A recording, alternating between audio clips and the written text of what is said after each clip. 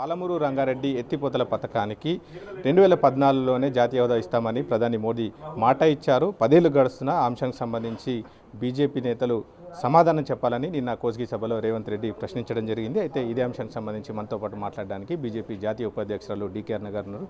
వారిని అడిగి వివరాలు తెలుసుకుందాం. ఇప్పుడు చెప్పండి, ఎందుకు పాలమూరు రంగారెడ్డి పథకానికి జాతీయ హోదా తీసుకురాలేకపోయారు? గత ఎన్నికల్లో 2014 సందర్భంలో ప్రధాని మోదీ మాట ఇచ్చారని నిన్న రేవంత్ రెడ్డి గారు కూడా ప్రశ్నించడం జరిగింది. దీనికి మీరు సమాధానం ఏంటి? రేవంత్ రెడ్డి గారు మల్కాజ్గిరి పార్లమెంట్ నుంచి గెలిచాడు కదా, పాలమూరు ఆయనే కదా. మరి పార్లమెంట్లో ఎందుకు ప్రస్తావించి మన ఎందుకు 4 రోజులు 10 రోజులు ఉపవాస దీక్షలు చేయలేదు? ఎందుకలా పెద్ద ఎత్తున దాని మీద ఉద్యమాలు చేయలేదు?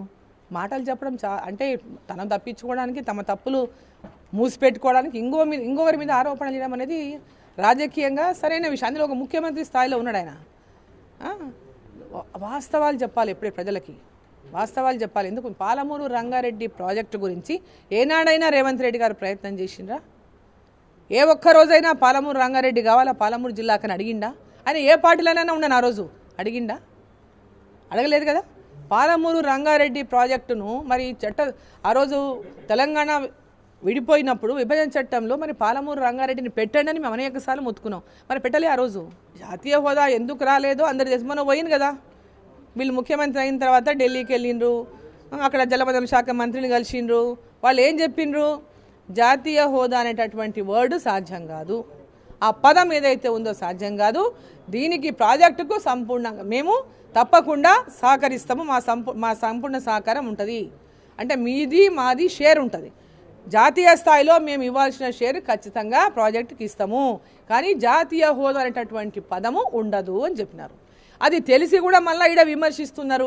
వాళ్ళు చేసిన లాభం ఏందో కూడా వాళ్ళు చెప్పాలి. ఇంకొక అంశం, బీజేపీ బీఆర్ఎస్ ఒకటే అనేటువంటి అంశాన్ని చెప్తా ఉన్నారు. ఇద్దరు కలిసి కుట్రలను ఎదుర్కోవాలనేటువంటి మెసేజ్ని కూడా నిన్న ప్రజలకు ఇచ్చారు. దీనికి మీరు ఎట్లా స్పందిస్తారు? కాంగ్రెస్ పార్టీకి మొన్న ఎలక్షన్లలో ఇదే వర్డ్తోనే వాళ్ళు అధికారంలోకి వచ్చిండ్రు. బీజేపీ బీఆర్ఎస్ ఒకటి, బీజేపీ బీఆర్ఎస్ ఒకటి, ఈ మాటలు చెప్పి చెప్పి చెప్పి చెప్పి ప్రజల మైండ్లలో అదే చేసిండ్రు. అసలు అది ఇద్దరి కుట్ర. బీఆర్ఎస్ పార్టీ, కాంగ్రెస్ పార్టీ కుట్ర. ఆ విధమైనటువంటి ఒక మెసేజ్ ప్రజలకు ఇవ్వడానికి వాళ్ళిద్దరు లోకపాయకారి ఒప్పందం చేసుకొని బీజేపీ బీఆర్ఎస్ ఒకటి ఒక నినాదాన్ని బయటికి తీసుకొచ్చి తప్పుడు ప్రచారం చేసింది కాంగ్రెస్ పార్టీ. కేసీఆర్ ఎడ కూర్చోబెట్టిండ్రు. అహంకారంతో నాకు వ్యవహారం చేస్తే ఆయన ఎడ కూర్చున్నాడో మీరు రేపొద్దున ఆడే కూర్చోవాల్సి వస్తుంది.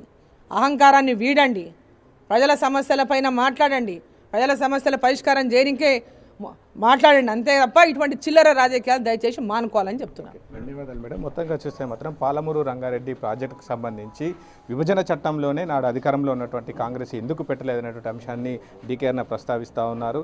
వీడియో జర్నలిస్టు అంజితో శివకుమార్, టీవీ 9 మహబూబ్నగర్ జిల్లా నుంచి.